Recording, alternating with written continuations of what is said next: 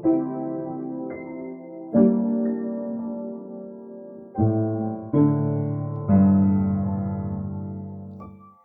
hello, and welcome back to episode. This will be the fifth part of With a Card Up His Sleeve, What Could He Achieve? By The Earth, the Wind, the Flame. Chapter 11 POV The Red Hood. The Marlines were circling the Real again. Jason watched a person from the Marlene line, Ratna Marlene, scan the casino and give it a look, with something suspiciously close to longing. His right-hand man, or so Jason assumed, mocked the love-struck glances his boss was throwing at the casino. The boss apparently caught that and spun around, his hand on his gun. He growled something that Jason didn't bother to liberate, and spat on the lieutenant's foot. The guy's lip curled, but he apologized, nonetheless. Internal fracturing. Interesting. The easiest point of exploitation in any organization. Many of the muscle behind them were looking at the casino and then at the nearly indistinguishable tattoos representing their service to the Marine. Clearly, the casino had kicked them out, but interestingly, the Falcones and Vercellis were still welcome. He had spotted some going in a few hours ago, but many seemed to be avoiding the place. He couldn't shake the feeling that something had shifted. The old guard, Emilio Vercelli, and the Marlines had retreated, leaving a vacuum that was quickly being filled by unknown force. And Jason had a very strong inkling that it was related to the Real. The bats could only guess as the mafia method changed, becoming more calculated, more insidious. Less and less bodies bearing the marks of the mafia and drug lords were popping up. Though tension between the common people living in the borderline territories were escalating. Petty crimes and attacks were occurring more often, and Jason had to let not one but two bats into his alley to help out. He only let in Signal and Black Bat, but still, it hurt his ego. Jason leapt from the rooftop, landing silently in an alley. He needed answers. He needed to check on the alley kids. The streets were quiet, the usual hum of the city alive even at midnight. Screams and giggles could both be heard in turn, the usual cacophony of Crime Alley. Where were the kids? There was an easy way for Jason to find out. Follow the noise. He approached the group of kids huddled through the makeshift fire. "Evening," he said, his voice low. They looked up, eyes wide. One of them, a boy no older than 13, stepped forward. He didn't know most of them, but he knew Luke. Luke, who was 12 years old, smart, quick, and with a piece of shit for a father that he would never have to see again. But Luke didn't speak up. "You Red Hood?" Jason nodded. "Yeah. We heard about you. You help kids. We don't need help." Because the dirty clothes and the burning plastic and the sticks of wood really helped him believe that. "That's right. Will you guys tell me your names?" he asked, keeping his voice steady and soothing. "No. You're not an officer. I don't have to tell you nothing." "Okay, then." The kid seemed to be the spokesperson of the group, and also the most reckless, apparently. "I'm not taking you anywhere. I just wanted some information." Come on, the Red Hood was meant to be a safe name, one he never got. A protector of the crime alley, like the ghost of his youth.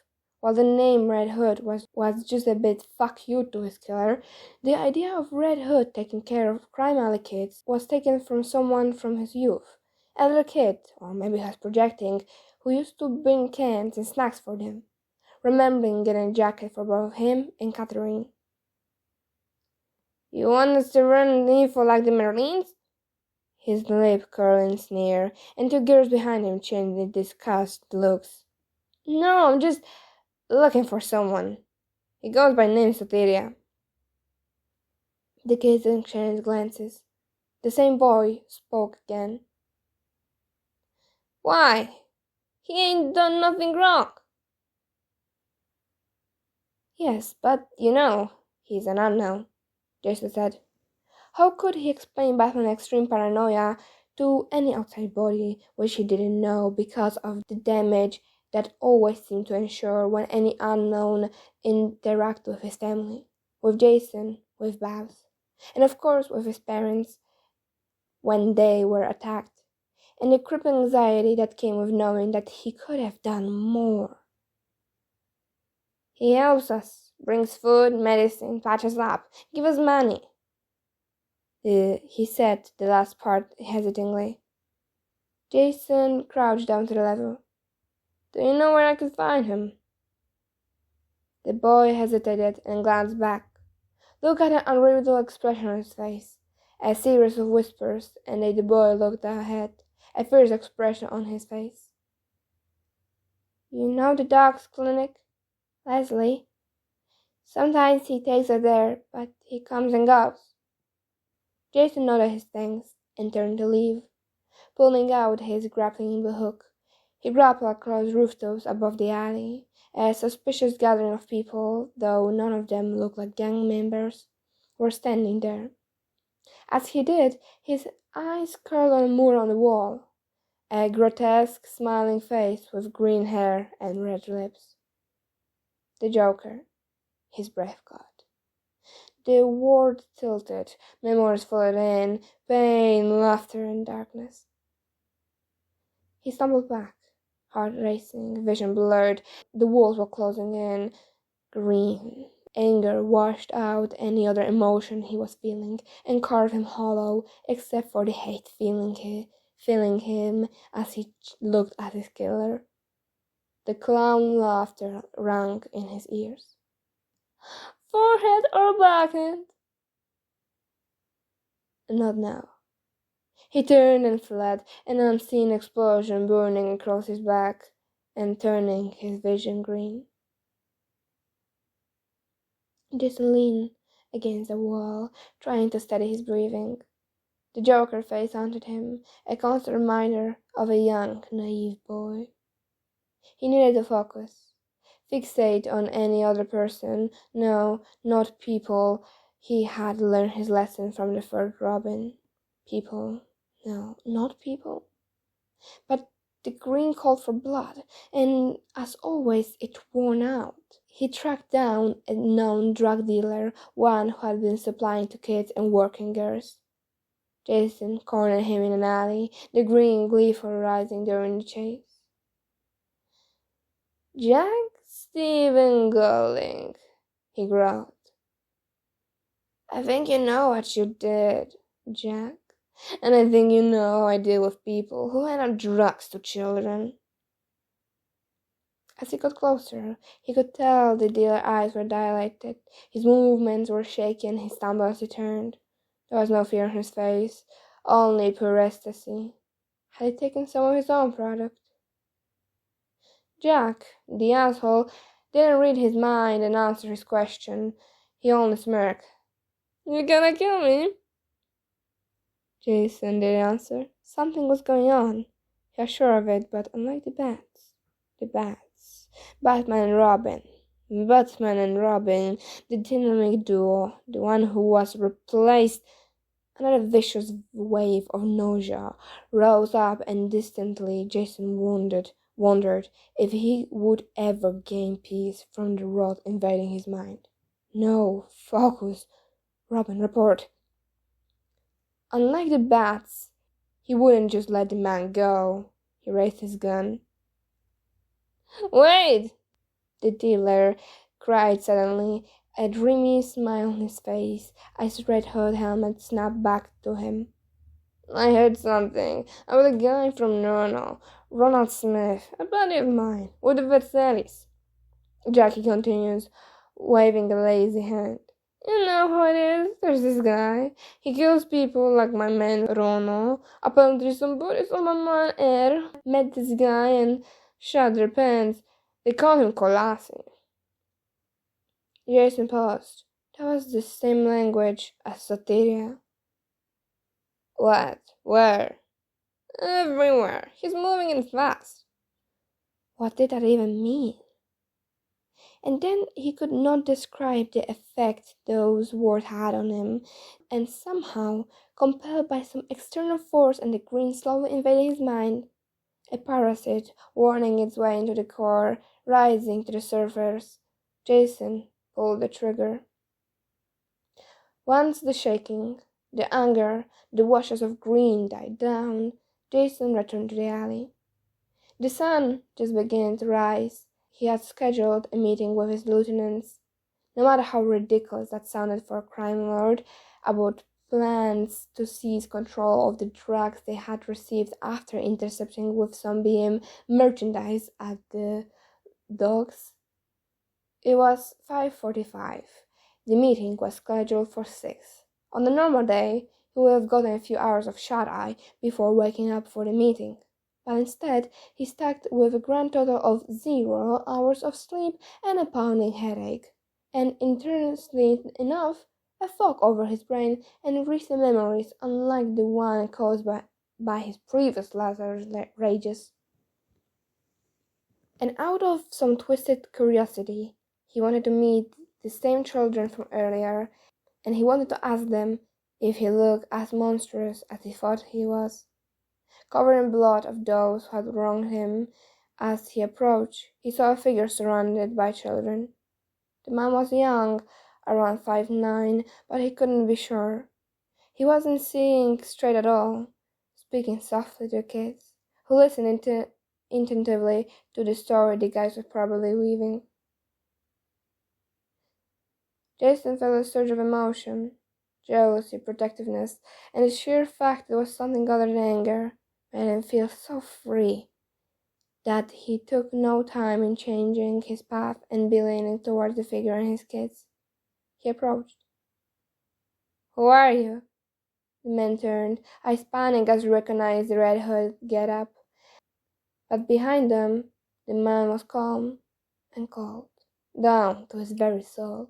His soul-bond played sort of helped him out with that, but he was not really sure if he trusted their judgment. Or maybe he was wrong. Ring? Ring. No, wrong. Ring? Ring? Had he taken something in the last few hours? His brain was so foggy, he couldn't tell. Nobody. Just a guy helping some kids. Didn't know that the Red Hood didn't like that. The guy said, taking a step back, obviously scared. But some of the younger kids were looking at him like he had grown a second head. Jason nearly stumbled as he went to take a step forward, causing his vision to blur. And wow, this dude really had a second head. Fuck. He should tell B, a man in Gotham. Maybe when Jason took another step, the man would spot another head. "Are you okay, sir, Mr. Hood?" A kid's voice said, sounding genuinely concerned. And when was the last time anybody cared for him? "Please, Juliet, call him Red. Mr. Hood was his father," the man said, snorting, and even the kid's voice when he was joking was cold, chilling him to the bone. Jason stepped forward, and when he didn't immediately crash out, the mentally patted himself on the back. "You're Soteria. I think you need to sit down." The man didn't deny it, though. And a small hand wrapped around his arm, almost a comical juxtaposition. Jason lunged towards the man. He dodged just before Jason grabbed the air. He felt the hiss of his helmet being taken off, the smell of Gotham on his thumb, and then a bliss of silence when Jason felt nothing at all. Jason awoke alone, which wasn't surprising. The sun was fully risen. Where was he? The memories felt as they were not his, like the future, so close and yet out of reach. There was no one around to have gotten to him to his safe house. He had met someone last night, a drug dealer, a clown. Then he sat up, head pounding, more confused than ever. His bloody costume sat deconstructed next to his bed. A burner phone was lit up with text from his right hand, Marco, loudly criticizing him and his patron for PPDs about punctuality and threatening to sing, and then truly concerned. By the end, Marco had determined that he had died in a ditch somewhere, been revived, and skipped off to Metropolis with a ghost girl he had just met, but fit with. Honestly, the most unrealistic part of that was Metropolis. Why in any world would he want to go to Metropolis? Jason woke up with more questions than answers. What happened last night? What was the dealer, James, or whatever on?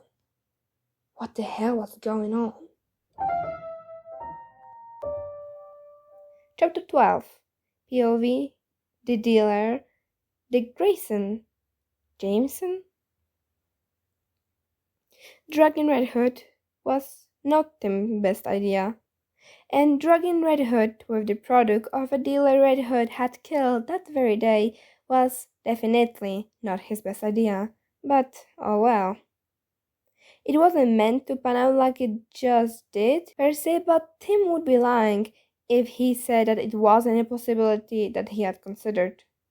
He hadn't planned it, not really, but after Red Hood saw some Joker mural and got affected by it, and then decided to meet the alley kids while the pit's high was still wearing off, Tim decided that drastic measures were needed. Honestly, emotions had complicated the whole matter. If the Red Hood hadn't weird off after seeing that mural, the new and upcoming Dregs gang would have been apprehended right then and there. But Jason had weared off to do who knew what. His pupil had dilated and started glowing green. His hands had trembled and inched towards the numerous weapons he kept concealed on his body. And then he killed a drug dealer, who was, mind you, the only link to the new drug being distributed by the Crowny heir, with Black Mask. Right there, on the broken steps of a building Tim used to sleep under when he was 12. Yet a detached part of him, the part that had survived years of Gotham brutal lessons, saw opportunity in the mess.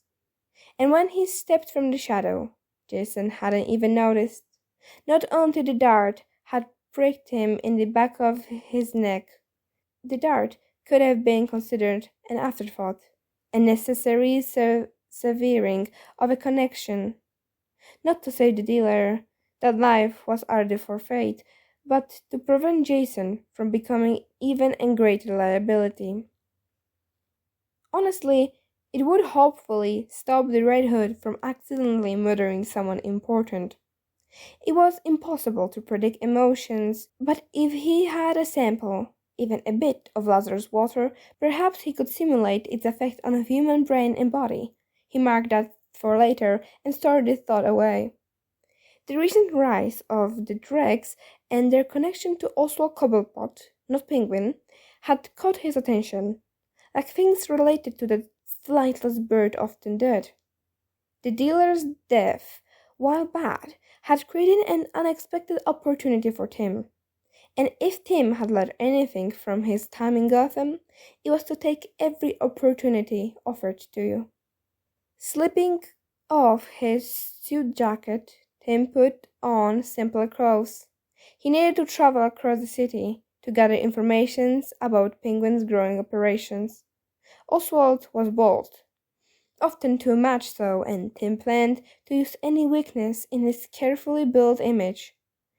He moved quietly and easily, a shadow in his city, behind alleys and dumpsters, with the anonymity that had been his only protection for so many years. His information, gleaned from the frightened whispers of the children in Crime Alley and augmented by his own network of informants had led him to an abandoned warehouse in the warehouse district. The building hulked against the bruised sky, its broken windows like empty eyes staring into the harbor. Tim slipped inside through a broken loading bay door, his senses on high alert, well aware that could have been a trap. The familiar feeling of adrenaline rushing his veins and accompanying prickle of paranoia. The air hung thick with smell of stale beer, chipped cigarettes, and something else. Something acrid and chemical, the unmistakable stench of illicit drugs. Bingo. He moved silently across the darkened and dusty corridors, his footsteps muffled by years of practice. He found them in the center, where he took inspiration from Batman and hid in the rafters to watch. A group of about a dozen dregs were gathered around a makeshift table, their faces illuminated by the harsh glare of a single bare bulb hanging from the ceiling. They were a motley crew, with hulking brutes wearing crude tattoos, twitchy junkies with olive eyes, and a few younger ones. Their faces a mix of bravado and fear, though he supposed that all had something in common: desperation. At the center of their activity, there were a few large crates, one of their content spilling onto the table for inspection. Bricks and plastic bags of white, powdery substance. The new drug. Joy. Distribute it, the head voice said, or rather rasped, and make sure the payment is collected by the end of the week. Cobblepot wants results. And what about the cops? One of the younger asked, his voice trembling slightly. Though Tim noticed his whole body was trembling, there were dark circles under his eyes, and his skin was shiny. Insomnia, sweating, jitters, all with their symptoms, perhaps of the new drug? The scared man laughed, a harsh, grating sound. The cops? They're too busy lining their pockets to care about us. Besides, Penguin has arrangements. Finally, most people wouldn't feel excited by this, but Tim wasn't really normal anyway. Arrangements. That could mean anything from simple bribery to something far more sinister. He needed more information. The dregs began dividing the drug into small packages, their movements quick and practiced. There was a tense energy in the air, a sense of desperation and greed. As they worked, they talked. Heard they hit that one dealer last night, one of them said, his voice low. Red Hood got him, they say. Good, another replied. Less competitions, more for us. Yeah, but Hood's been on a tear lately, a third voice added, a noise on uneasiness. He's getting more rigid, killing a lot, more irritated. He's damn honestly, ain't even visiting the Royale for info. Tim filed this away. Red Hood was trying to get involved, and he was escalating. The bats were trying harder, getting more irritated. That complicated things. He watched for another hour, memorizing faces, listening to their plans, piecing together the puzzle. The dregs were planning a series of distribution runs, hitting various locations across the city. They're moving a lot of product, and they're moving it fast. The Penguin was clearly pushing hard, expanding his territory, consolidating his power. This wasn't just about drugs anymore, it was about control. Control that Penguin didn't have. Tim didn't allow any distribution in the Royale, not of merchandise and not of drugs. Penguin had been quiet before, but this was different. He didn't push like this. Was he working with Black Mask? Maybe more investigation was needed. As the dregs dispersed, loading their ill-gotten gains into beat-up cars and motorcycles, Tim slipped back into the shadows, melting away into the city ambience. He had what he came for. Now he needed to decide what to do with it. But first, it was getting a little late. So he headed to the alley. The children were spread out, but as he came, they poked themselves out of their hiding holes and came out onto the streets as if lured by the invisible music of a Pied Piper. Soteria! Multiple voices shut out, the sound of their clamoring quite loud. Hello, little ones, he said softly, pulling out some energy bars and food he'd gotten from a nearby safe house and a few small toys wrapped in paper from his coat pockets. Their small hands reached out and eagerly. While they ate, Tim looked around, spotting nothing, his eyes sharp but gentle. Have you seen anything strange lately? He asked casually. Anyone new? Anyone causing trouble? The children, who had learned to be aware of everything around them, looked at each other. Rosie, a girl with big, smart eyes, spoke carefully. Some men with masks, black masks. They took Mr. Abernethy away. Said he was causing trouble. Another boy, Faisal, added, his voice scared. They were mean. They said he's not coming back. Tim's jaw tightened slightly.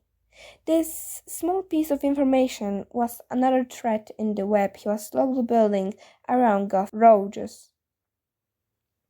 He let out his anger for the next breath he took.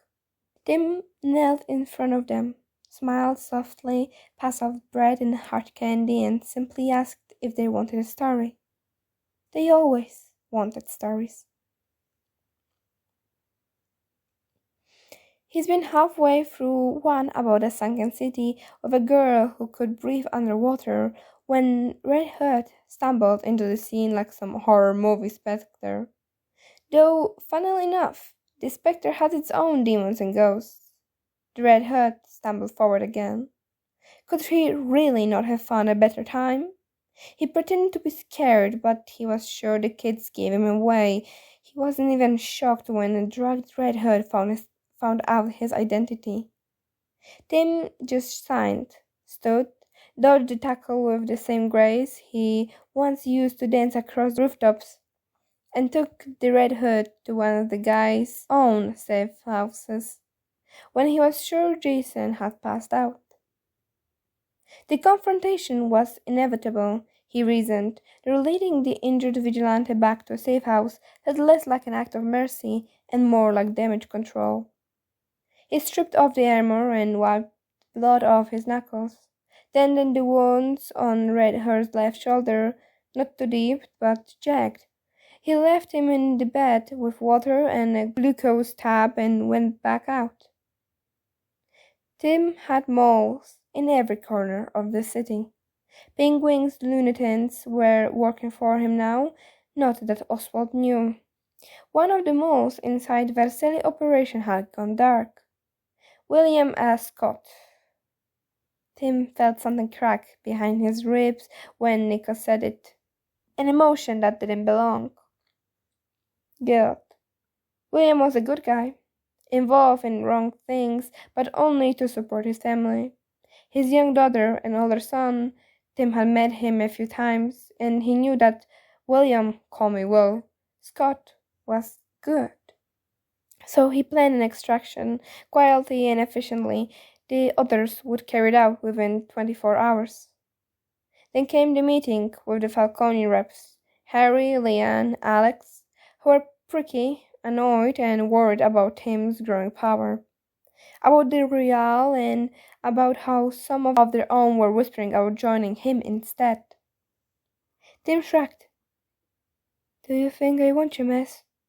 I tolerate you. That's the extent of our relationship. You don't slaughter civilian in daylight, and that puts you at top 5% of Gotham Underworld. You're not too high on our list either, Royale. We work with you 'cause it's better than working for the piece of shit that's our bosses. Nico snorted.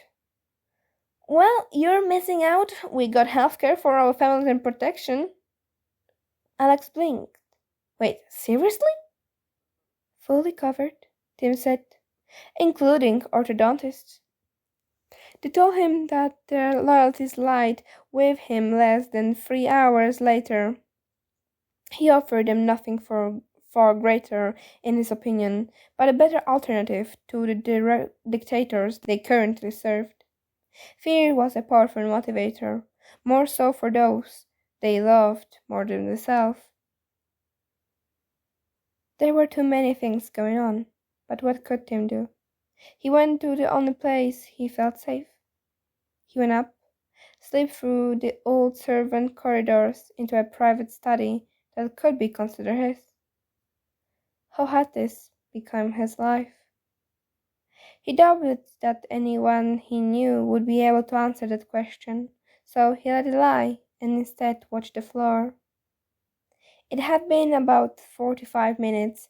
There was something disturbing him, though he couldn't quite put his finger on it. Waiters swept around, picking and offering glasses of expensive wine, and there, a slip of paper and a slip of tongue. The shift was subtle at first, a note at table 12, a whispered agreement on 7, but soon the undercurrents became waves. The few Versailles lieutenants who had remained after he threatened Emilio approached Danny with offers of alliance. And the most interesting part was that they weren't alone. One by one, the city power players, Black Mask, Penguin, Versailles, Falcone, Drex, tried to seek audience with the owner of the Royale. This kind of shift in power was unheard of, and really it seemed like they were planning it. He couldn't trust that it wasn't their bosses who had put them up to it. But rewinding the footage was clear that they had planned it after they entered the Royale. The slips of paper and codes. Now, just the main question remained. Why? As far as he could tell, it wasn't about money. Well, not entirely. Everything was about money to a certain degree, but this they say was about stability. A better leader, one they believed in instead of one they were forced to join out of desperation. They waxed poetics about the casino, about him, but Tim wasn't fooled. It was about their safety when shit inevitably hit the fan. They had probably heard about all that he would do to protect the people of Gotham, to protect his people, those of the Royale and those who couldn't protect themselves, and about all the contingencies that protected the people at the cost of himself. Even if anything happened, the kids, the dealers, and their families would have been safe. Now, accepting all the allegiances was not the best idea. But rejecting even one of them was worse. No matter, he would find something to do with all this power. Amidst all the admittedly uncontrollable chaos, he still had to review the paperwork on his desk. Even as some of Gotham's most dangerous signed the various contacts, searing at least some loyalty to Tim. There was a unmarked letter on the table that was Our Lady suspicious. He checked for powder, poison, traps, and glitter. Always check for glitter, but there was nothing. So he slipped on some gloves, put a mask, and opened the seal. There was just a simple letter, printed with a logo that tickled at his memory, and so he read the letter. My 2 weeks notice has been denied? He couldn't stop the words and keep the shock out of his voice. Dear Tim Jane, this letter is to inform you that your 2 weeks notice has been denied. We regret to inform you that we are unable to accommodate your request as we are short of employees, and your dedication to the shop is quite commendable. We understand that this may be an inconvenience, and we apologize for any disruption this may cause. We hope that you will understand our decision and continue to be a valued member of our team. If you have any questions, please do not hesitate to contact me. Sincerely, Coffee Crisp. Oh, absolutely not! Tim knew his rights, and he also knew that he was not showing up to work after this. Gotham knew him now, or at least the version he presented. Soteria, the dealer, Colasi. The unseen puppeteer was stepping into the light, and there was no way that Gotham would wait till his shift was over to react. POV Dick Grayson.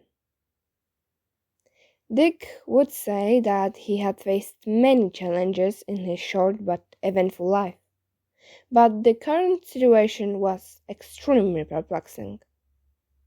Jason's account of his encounter with Soteria was unsettling.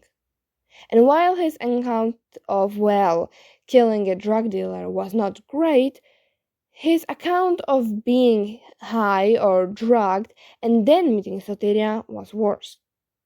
A tallish figure, commanding and elusive, surrounded by children in Crime Alley.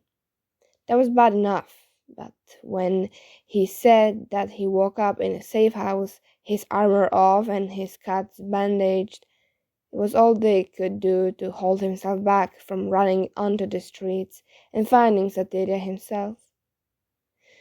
The description didn't match any known profiles that weren't dead. Some, but not exactly. His helmet data was wiped after his encounter with the dealer, and Jason said that his recounting of the event couldn't be perfectly trusted, so they gave up on that part. It didn't take long for the final decision to be made. Soteria was a threat. Steph disagreed on some level, saying that maybe they were just another independent vigilante non-sanctioned by the Bat. She was very vocal with it too.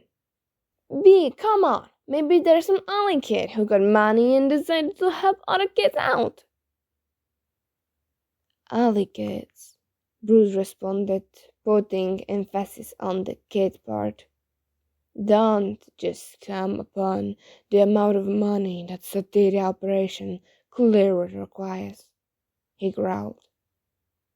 Jason did, Steph insisted stubbornly. Brown, Todd is a foolish example. He was adopted by our father, who is the richest man in Gotham, died and now commits crime daily. Chill, Dammy, Dick said easily. He's not even a good crime lord. Crime has gone down a crime alley rather than up, which is good, obviously, but like sorta against the job description, he said hastily, looking at Jason. The mirth in his eyes was clear as Jason responded physically by trying to tackle him.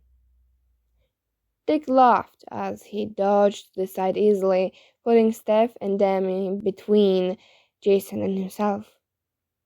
But then Jason's expression sobered. I tried to tackle that guy. I was high, but he jumped to the side just like you did right now, he explained. Is he trained? Demi asked, but no one really knew. Oracle voice crackled over the case speakers, and the topic of satire shifted to the side. Major crime families, lunatics, were all at the Royale, presumably to fight. That wasn't good at all. The assumption was that Cade, an old dealer who was coincidentally also at the gala, was the man behind the curtain. I think it's safe to assume that Cade is one who we're fighting, Babs said. As soon as she said this, all his siblings shared a look. Demi already had a marker in his hand, the word already written out. Steph, Dick, and Jason locked eyes and all simultaneously said, You shouldn't assume, Babs, because when you assume, you make an ass out of you and me.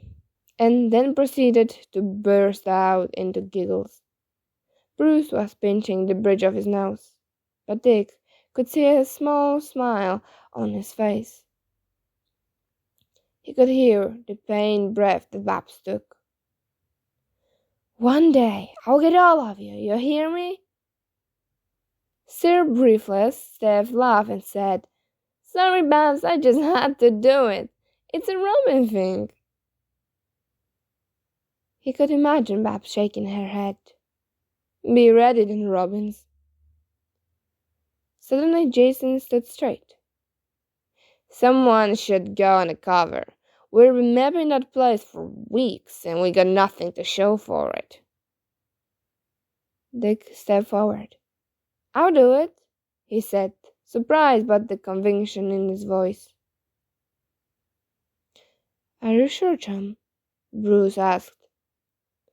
It's the most logical choice, and I'm ready, Dick said. Use one of your own alias. I'm not making a new one, Boy Blunter, Babs said. Dick blew out a breath. He could do this, but first. Since I'm about to risk my life doing this. We risk our life every day, dickhead. Since I'm about to risk my life doing this, he repeated with more force. We're going to have a group hug, he said, grinning widely and reaching for Jason's shirt while trapping Demi in the middle. Fuck you, dickhead, Jason said, though he was laughing too. Unhand me at once, Todd. Sorry, not sorry, demon brat. If I'm stuck here, then so are you, Jason said, sticking his tongue out.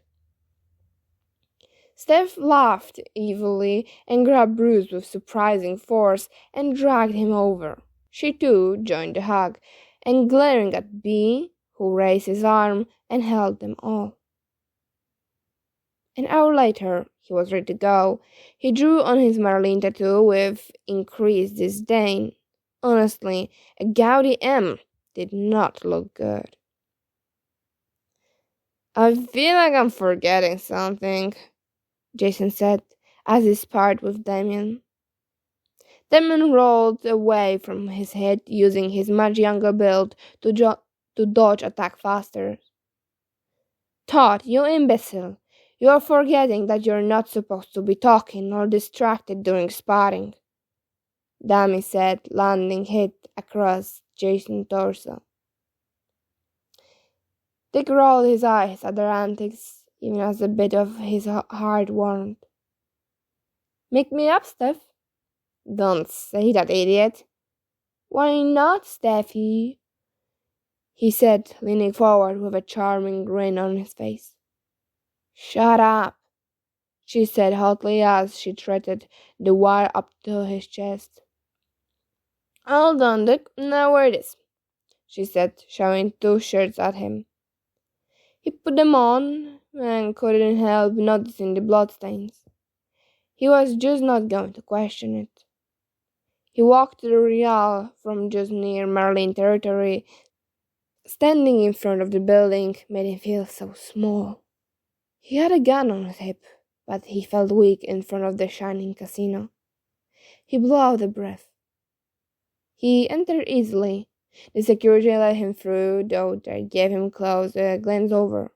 A long look at his Marlene tattoo later, and he was. He wasn't sure exactly what he expected, but it looked normal enough. The floor was open, people counted cards, and game unfolded. The patter of people, a steady flow in the background. Two guys were approaching his 7 o'clock. He pretended not to notice then, and instead glanced up. He saw balconies and mezzanine floor, and then a grand chandelier.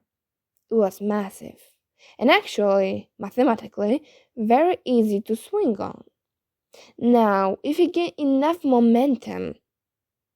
Excuse me, a voice behind them. Guy 1 and 2 had found their mark, which just so happened to be him. Yeah, he spun around wildly, as if shocked. Sir, Guy 1 began, your presence here is unexpected. Dick attempted to play cool. Just here for a game. It's not illegal, is it? He was pretty sure he was failing at getting that narrow twang in his voice. Guy 1. Respectfully, it is for you, sir. What? Guy 2 interjected. The Marines are no longer welcome here. Oh, great. So this was Jason's oversight. He forgotten to mention the most important part, the band. Dick's calm crackled to life. Dick? Jason's voice came through, tinged with urgency. I forgot to tell you, the Marines were banned, very public display, very stabby. Get out of there. Too late. The guard had already grabbed his arms. He had two choices. Get more intel by complying, or break their wrist and run away. Obviously, he was going with the first one. They escorted him deeper into the casino, leading him to a private chamber. There, seated behind a grand desk, a young man in a blood-red suit. Dick's mind was racing, just like it did usually when he was about to crack a case. But his mouth clearly had no respect for him because it decided to blurt out, You're not Cade? No, the guys agreed, demeanor unreadable. I'm not. There was no hint of recognition, no emotion, just cold, calculating eyes. What's your name? The guy inquired. His voice had no accent, no notable features other than Gotham. Dick pretended to hesitate. Harry Jameson, he replied. His gaze lingered. Interesting choice. Now, Dick definitely wasn't the smartest in his detective family, but that did not sound like he was complimenting Harry's parents' choices for a name. He sounded like he was remarking on Dick's choice, which was stupid, right? He was undercover. Dick inhaled and blew out a long breath. The interrogation began. The guy's questions were precise and probing, but Dick's responses were equally measured, but the atmosphere grew tense. Suddenly, the guy made a subtle gesture with his hand, and Dick's comb stopped vibrating even though it was hitting in his hair. Dick had no doubt that it was his make receiver also cut off.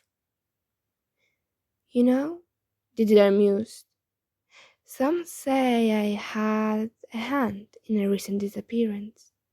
A certain muscle causing trouble. Dick's heart raced. Was this guy admitting to murder? You're lucky we let you walk through that front door, he said smoothly, pushing the chair back with one foot and rising like a shadow. The Marlins are very explicitly banned, especially after the display last time. He didn't raise his voice, didn't even narrow his eyes, just stepped around the desk like he had all the time in the world and produced a knife from inside his jacket. Nothing flashy like some of Damien's, just a slender, polished blade, balanced and clean, probably sharp. The kind Bruce carried not for intimidation, but because he knew how to use it. Dick didn't flinch. Even though it probably blew his cover, Harry would have flinched. He was Robin. He was Nightwing. He was Nightwing. He faced bigger threats in worse lighting. But the problem wasn't the knife. The problem was the kid holding it. Because now that he was standing, fully lit under the low golden sconce of the real back room, something clicked into place. Something familiar. The height, the sharpness, the way he wore the suit like it was armor, like he was smaller than the room, but somehow taking all the air in it. Sort of like Bruce. Black hair, blue eyes, Bruce adoption shape. The thought was unbidden and completely inappropriate, but Dick's brain supplied it anyway, and Dick fought the urge to giggle hysterically. His comb crackled weakly in his ear, still jammed by whatever frequency the guy was bouncing through the walls, but not entirely dead.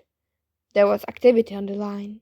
Jason's voice, very audible, a quick burst of static, then Oracle cutting in with something about noises. But the dealer's voice cut through it all.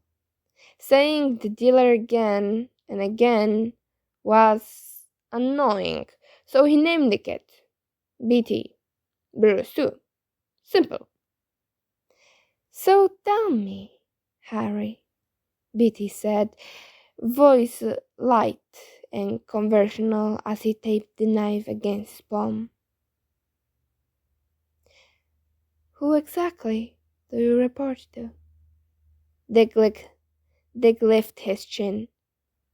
Rico Martinez. A pause and a very deadly blink and a very small smile. Beatty winked at him conspiratorially. He's dead. Whole crew with him. Last week there were a firebomber under Burley's overpass. Such a terrible way to go. He tilted his head again. Try again? Well, shit. He wasn't in the mood to get tortured by a creepy kid. Not tonight. Maybe tomorrow instead. So in one sharp move, Dick reached across the table, snatched a pen off of the surface, and twisted free of his bindings on the chair. It wasn't hard, not with the right pressure points and a little applied momentum.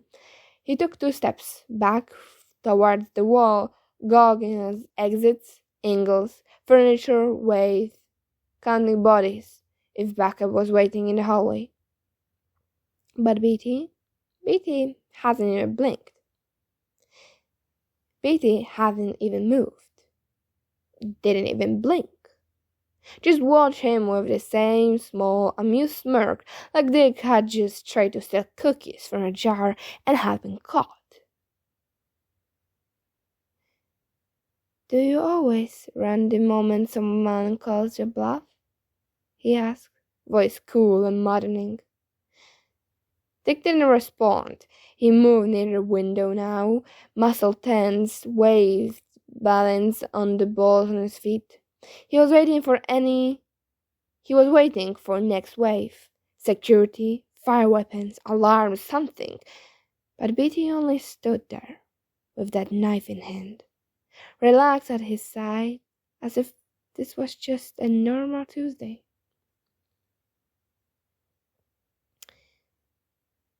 Then his eyes darkened. No humor now, no smirk. Just something cold settled into the sharp lines of his face, making Dick want to shiver. "Get out," he said, "or sit and suffer. I won't repeat myself." It wasn't a threat, but if it felt like one. And that, more than the knife, more than the smirk, more than a blunted disregard for Marlene ticket, or rather any mafia ticket, was what made Dick launch himself through the window and out into Gotham night. He hit the alley 2 stories down and rolled, the mic crackling and comb sparkling against his jawline as he reconnected to Bat Network. Nothing but static. He felt no eyes on him, not even Oracle's. He looked behind and there was no sign of pursuit. As he vanished into the city, adrenaline pounded and brain whirling, Dick realized 2 things with startling clarity. One, this kid, BT, whoever he was not just a face behind the desk for the higher-ups. There was muscle under that suit, and there was calculation in that smile. 2. Even after the mission, he had no goddamn idea what they were dealing with. The cave was cold in a way that made his old and new bruises ache. Not from the temperature, of course. Alfred kept things regulated better than any 5-star hotel or casino ever could. But from the silence that fell the moment he walked in. Jason was there, half out of his Red Hood get-up and nursing what looked like a black eye and a grudge. Steph was perched on the railing with her arms crossed, swinging one leg in the way that meant she was half annoyed and half impressed. Cass was taking care of Bloodhaven with Harper while Dick worked in Gotham. Damien had his arms folded, standing with his chin tilted upward. An oracle voice buzzed through the case beacon overhead, audio only. Bruce stood in front of the console, back turned, fist planted on the edge of the terminal like the weight of the world was balanced there. Dick exhaled, pushing his hoodie back, and said, "Okay, so that went badly." Jason snorted without looking at him. "No intel?" Bruce asked, still not turning. "Oh, there was intel," Dick said, dragging himself toward the table and sliding into a chair. "Just not the kind we wanted." That got most of the occupants to turn, and the look in Bruce's eyes screamed Nightwing report. Not that Batman was ever so uncut as to scream. Actually, the look quite reminded of him of BT. Huh. Did B had another Bill kid? Hopefully not. Dick leaned back, closing his eyes for a bit. "I went in as Marlene. You know that already, but the fault's on us. I didn't know they'd been banned." "That's on me," Jason said gruffly. "I forgot to tell him. He banned him after they tried to muscle in on the floor last week." Steph raised a hand. Wait, he? As in the casino owner? Cade?" Dick shook his head. "It's not Cade." Everyone stilled. "Explain," Bruce said, voice sharp. "It's a front. I don't know who the real owner is, but he's not some two-bit mob-bought banker. He's calculating. He knew who I was, almost definitely. He called me out of my cover star without blinking, knew exactly which Marlene unit I was supposed supposedly working for, enlisted the entire team arbitrarily while holding a knife like a bad Michael Myers movie, except for the fact that all the props were real. Damon scoffed. So you were compromised and allowed yourself to be captured? I wasn't. Dick bit back the snap, breathed in and blew out. I wasn't captured. He had me outnumbered and boxed into an interrogation room, which I couldn't leave without blowing my cover, though I felt like he let me leave. That made Bruce's jaw tightened. Why? Jason asked quietly. Why? Jason asked quietly. I don't know, Dick admitted. But I didn't But I don't think it was fear or oversight. It was a choice, a calculated one at that. Like he wanted me to carry a message back. Barbara's voice cut in from above. He's established physiological territory. We were supposed to feel watched and outplayed. Well, Steph muttered. It's working.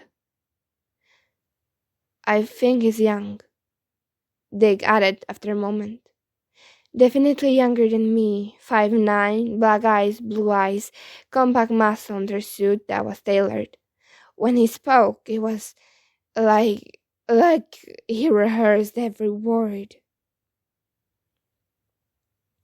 A pause. Then Bruce moved, slow and deliberate, towards the display, typing something. Oracle. Confirmed known lunatics of Penguin, Falcone, Vercelli, and Merlin. Cross-check for patterns of movement centered around the real. Barbara's voice came back instantly. Already done, and here's the kicker. The lunatics are all pulling back from the steroid level-ups. Most having seen at the real at least once this week. Half of them haven't returned to their safe houses. They're moving in silence. Jason stood slowly. They're swearing loyalty. How can you be sure of that, Todd? I'm a crime role kid. It's my job to know this shit. Language. It's someone they fear, Bruce said grimly. Damon stepped closer, mouth a flat line. So we're dealing with someone who can manipulate both the elites and the street rats. Someone who can outplay us in our own city and isn't afraid of shadows. I hate to say it, Steph added, but that sounds a lot like us. No one said it, but the thought lingered.